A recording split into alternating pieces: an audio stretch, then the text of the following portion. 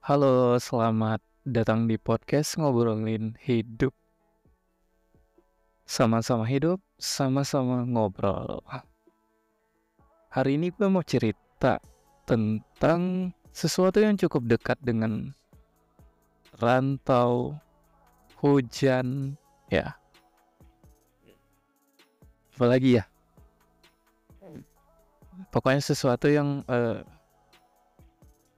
dekat dengan diri gue pastinya. Gitu.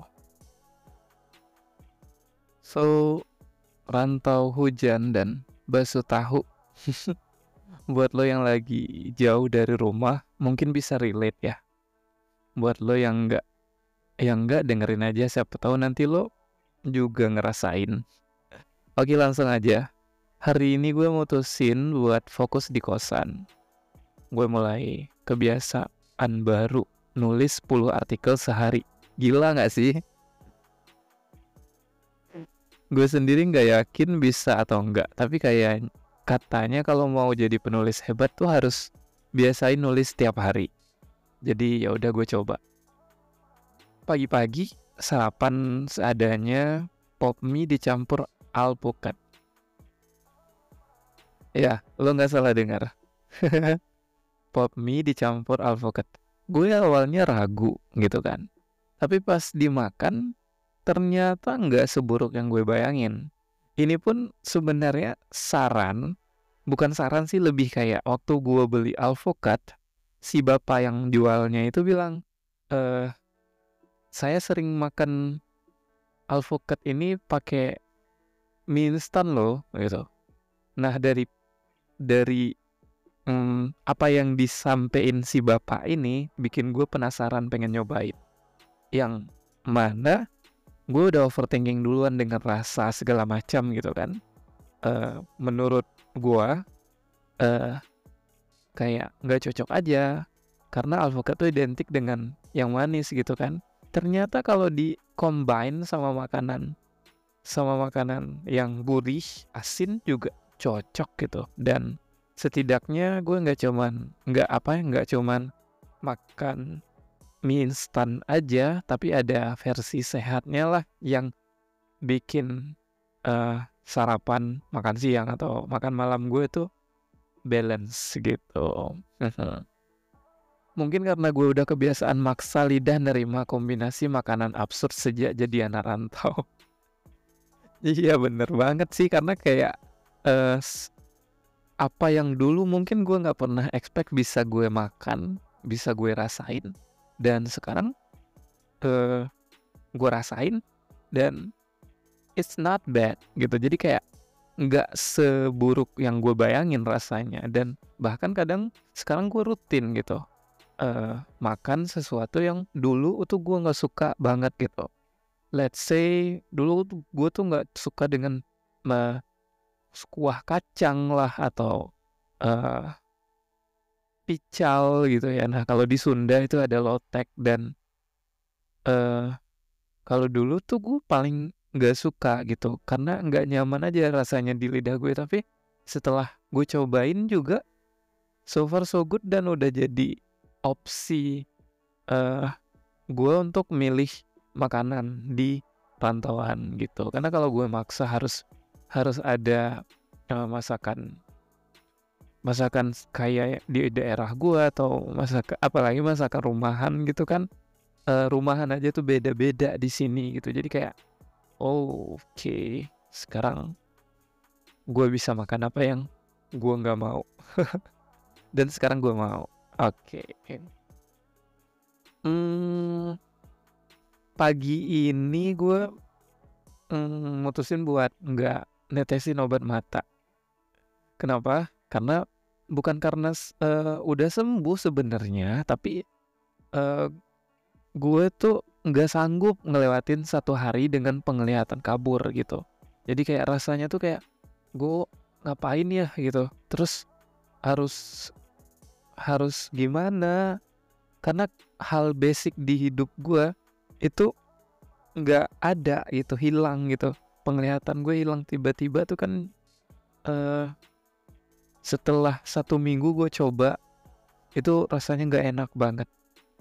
Yang pertama tuh, eee, hal basic ya, misalnya gue mau order ojek online, itu susah banget karena nggak bisa lihat dan gue butuh bantuan orang lain buat, coba, buat untuk bantuin gue gitu.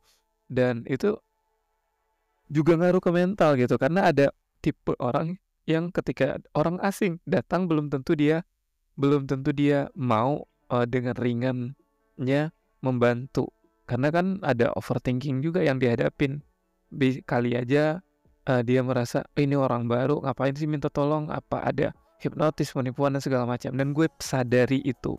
Dan ketika minta bantuan orang terkadang segan, terkadang, banyak banget deh yang bikin, eee, gue harus ngobatin mental gue lagi gitu. Nah, terus juga, hal itu hal basic. Hal berikutnya juga termasuk hal basic kayak misalnya, kerjaan gue kan kan di bidang menulis gitu. Jadi kayak nggak bisa kalau nggak ada penglihatan ibaratnya kayak gitu cuy. Jadi kayak aduh gimana nih ya? Nah, dan baiknya itu, mmm, cuman 1 hari gue berhenti. Terus, besokannya, which is hari ini, gue konsul ke dokter, terus dikasih solusi sama dokter, yang mana gue harus pakai kacamata +3.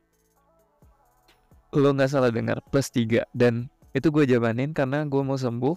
Jadi radang yang ada di mata gue itu semoga segera sembuh dengan obat yang dikasih dokter, obat minum sama obat minum dan juga obat tetes yang efeknya tuh bikin mata gue sampai ke, eee, ikut ke apa namanya,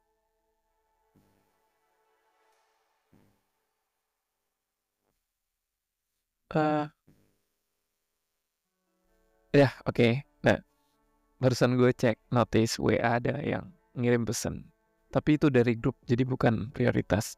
Nah, intinya itu, gue minta opsi dan sekarang, sambil recording podcast ini gue bisa lihat gitu, tapi dengan bantuan kacamata karena tetes obat itu per 3 jam dan per 6 jam sekali. Jadi kayak efeknya itu sampai 8 jam. Jadi berkesinambungan gitu, kondisi mata gue tuh dalam kondisi yang nggak bisa ngelihat detail atau kabur gitu.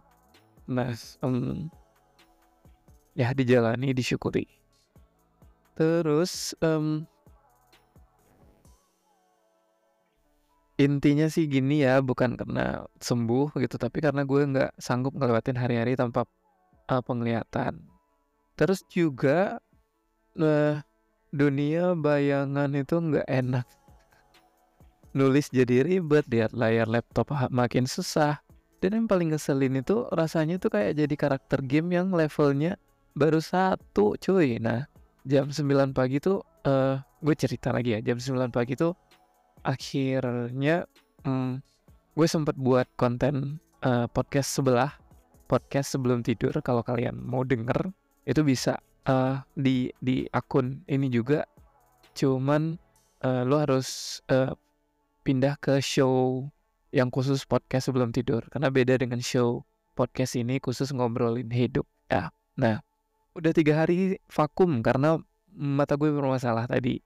Terus juga sebagai host masa ya ngomong sambil merem, gak banget kan, jadi kayak gue harus ngulik lagu, eee, tapi gue nggak bisa baca gitu. Bahkan jangankan baca skrip, bikin skrip aja kan butuh butuh penglihatan yang jelas ya gitu. Nah terus, eee, kali ini tuh gue ngulik lagu Jutaan Salah Miliaran Maaf gitu. Nah judul tuh udah kayak novel sad boy nggak sih yang bakal jadi bahan overthinking di tengah malam gitu. So, yang penasaran boleh dengerin karena udah tayang. Mmm, belum kebayang bakal season 2 apa awalnya ya, tapi feeling gue sih ini bakal jadi episode yang lumayan berat gitu. Walaupun liriknya sedikit banget dari keseluruhan episode yang pernah gue bikin, konten yang pernah gue bikin, konten podcast yang pernah gue bikin. Nah, terus selesai dengan podcast yang entertaining, gue beralih ke podcast yang edukatif. Episode pertama podcast bahasa Jerman dengan judul Deutsch Laut akhirnya kelar. Nah, gue susun dengan penuh perencanaan, ngerapiin skrip, merekam, ulang berkali-kali, dan pastinya berdebat sama suara gue sendiri yang kadang nggak sesuai ekspektasi. Tapi ya udahlah ya. Kalau sekarang lagi viral, kabur aja dulu. Tapi gue kalau dalam konteks ini gue mau bilang rekam aja dulu gitu. Pasti nanti gue akan berprogres ke arah yang lebih baik. Nah, tapi akhirnya jadi juga gitu. Dari jam 12 siang sampai sore, gue ngerasa kosong banget gitu. Kayak ada yang hilang, tapi gue nggak tahu apa-apa. Nggak tahu itu apa. Lalu gue sadar, Ramadan sebentar lagi. Gue kangen rumah, kangen suara nyokap yang selalu bawel nyuruh gue makan, kangen rebutan remote TV sama adik. Kebetulan remote TV kita rusak ya, jadi kayak rebutan buat mindahin channel. Lebih relate deh dengan pengalaman gue gitu. Nah, kangen suasana sahur yang rame tapi ngantuk, dan nyokap gue tuh udah udah dengan well prepare banget gitu. Walaupun misalnya kayak gue dengan nyaman dan enaknya tuh bangun dan langsung kayak tinggal makan jir gitu. Jadi kayak disiapin sayur bening gitu. Jadi terus digorengin telur dengan masakan sesederhana itu, tapi kayak uh, berasa enak banget gitu. Rasanya enak banget. Dan gue nggak bisa dapat dari makanan-makanan lain yang gue minum, makanan-makanan lain yang gue beli gitu. Jadi kayak aduh, Ramadan kali ini nggak bisa nikmatin ya. Nggak ada pilihan lain sih, cuman bersabar aja gitu. Nah, kenyataannya sekarang gue di sini sendirian di kosan, ditemani suara hujan yang makin deras. Rasanya sedih, tapi gue nggak bisa ngelakuin apa-apa selain nerima. Gue akhirnya ketiduran bukan karena capek, tapi lebih ke nyari pelarian dari rindu yang nggak bisa dituntaskan.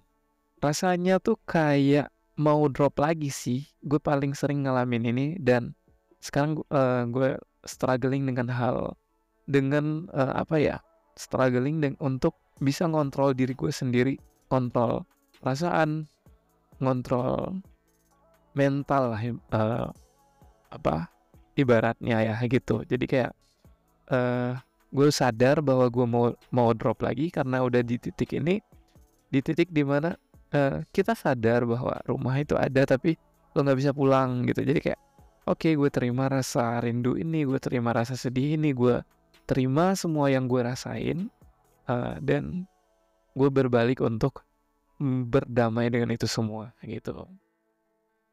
Nah, tapi syukurlah cuma beberapa jam aja gue tidur. Nah, sekarang gue udah ngerasa lebih survive gitu. Jadi kayak jam 8 malam gue kebangun gitu kan, dan bersiap tuh buat ngejar ketertinggalan 8 jam yang sia-sia gitu. Sebenarnya menurut gue juga bukan hal yang sia-sia ketika gue milih tidur. Setidaknya setelah bangun gue bisa lebih enjoy, lebih sadar, lebih terkoneksi dengan diri gue sendiri, dan gue udah tahu. Jadi hampa itu hilang, jadi gue udah tahu harus ngelakuin apa gitu. So, tiba-tiba gue nemu informasi tentang peluang kerja di Jerman. Katanya ini bisa jadi kesempatan buat ningkatin karir. Nah, jadi info ini gue dapat dari mana? Dari salah satu website yang mana mereka akan ngadain webinar gitu. Nah, menurut gue, ini gue harus segera daftar ini supaya gue ngecas semangat gue untuk ngejar cita-cita ke Jerman, dan juga pastinya gue juga nambah informasi atau wawasan gue tentang proses berkarir di Jerman tuh seperti apa sih gitu. Walaupun setiap tahunnya tuh selalu ada yang berbeda. Cerita orang tuh, pengalaman orang juga banyak yang berbeda gitu. Nah, oke, nah jadi hujan masih deras, angin makin kenceng, awet banget ya dari tadi siang itu hujan, angin lumayan kenceng juga dan tapi gue lagi mood makan bakso tahu gitu. Itu malam-malam lagi. Bukan yang lain, jadi kayak gue udah ngebayangin nasi Padang, ngebayangin eh nasi di warteg gitu dan sebagainya. Tapi yang gue pengen tuh bakso tahu gitu. Lumayan random tapi kayak memang gue udah punya langganan buat makan bakso tahu gitu. Nah, jadi meskipun warung bakso tahunya itu jaraknya 500 meter dan gue harus nerjang hujan, pakai payung, eh, harus nyebrang jalan yang selalu padat ya di tengah kota ini gitu. Jadi gue pilih tetap ngejalaninnya atau gue jabanin dah gue buat beli gitu. Nah, jaket tipis yang gue pakai untuk nyerap air dan sekarang malah bikin dingin banget rasanya, tapi tetap gue ya udah ini pilihan gue dan gue harus nerima konsekuensinya gitu. Halo Dede Alfi Syahrin, ini gue ingat banget nih, ini murid gue di SMK dulu waktu masih ngajar honorer ya. Lagi ngapain? Hair ID lagi ngerekam podcast. Ini siapa nih yang kasih?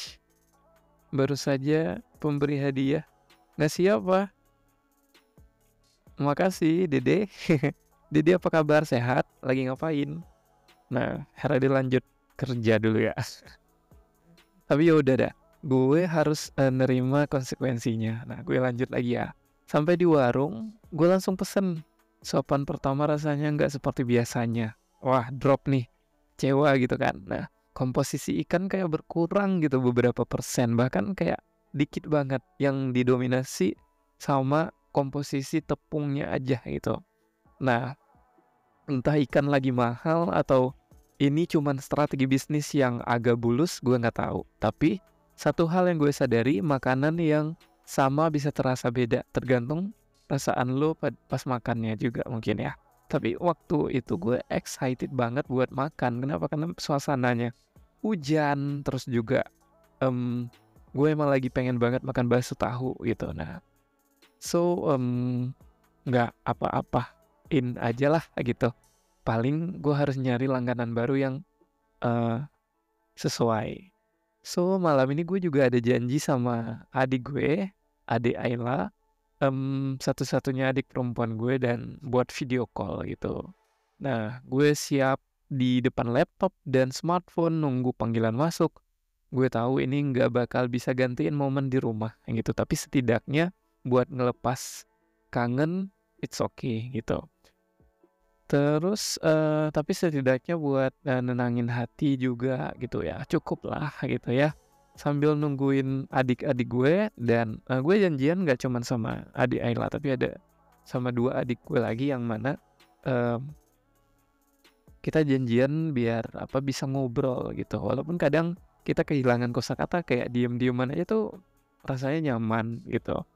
Terus kadang jadi anak rantau itu bukan cuman soal jauh dari rumah, tapi juga soal belajar bertahan meskipun lo nggak punya siapa-siapa. Ini relate banget ketika gue ke klinik mata dan kondisi gue harus ada yang nganter. Tuh gue harus survive yang mana segan banget ngehubungin orang terdekat atau orang yang gue kenal di kota ini.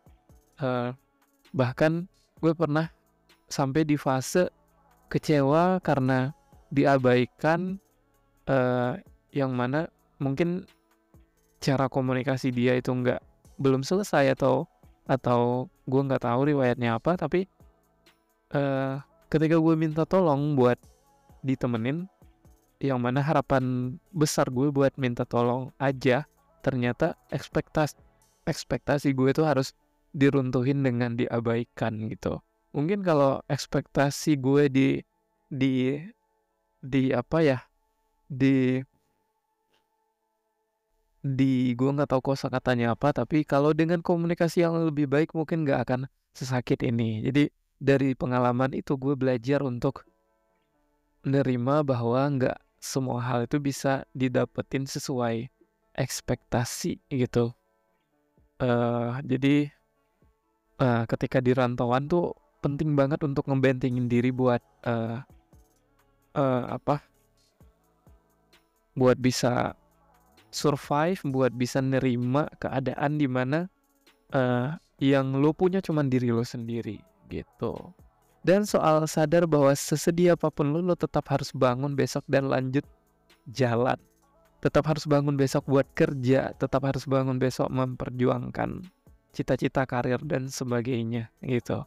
Karena pada akhirnya hidup itu bukan tentang siapa yang paling cepat sukses, tapi tentang siapa yang tetap bertahan meskipun rasanya tuh udah pengen nyerah banget gitu. Kalau hidup mulai terasa berat, istirahat sebentar. Jadi pilih istirahat itu nggak ada salahnya kok. Tapi jangan lupa bangun lagi. Kita nggak sekuat itu, tapi kita juga nggak selemah itu. So, itulah cerita gue hari kemarin, karena gue baru sempat nge-recordnya hari ini, dan gue bakalan langsung upload ini buat bisa lo nikmati. Pendengar setia podcast Ideal ya. Apapun show-nya, gue punya 3 show sekarang khusus pembelajaran bahasa Jerman. Sebelum tidur, podcast ngebahas tentang lagu atau musik yang relate dengan kondisi kita masing-masing. Dan yang ketiga ini podcast ngobrolin hidup gitu. Sampai kalau misalnya lo relate dan punya cerita yang sama dengan apa yang barusan gue ceritain, boleh banget sharing di DM Instagram gue. Sampai ketemu di episode berikutnya, dan selalu happy ya. Dan jangan lupa dengerin terus podcast ngobrolin hidup ya. Sama-sama hidup, sama-sama ngobrol.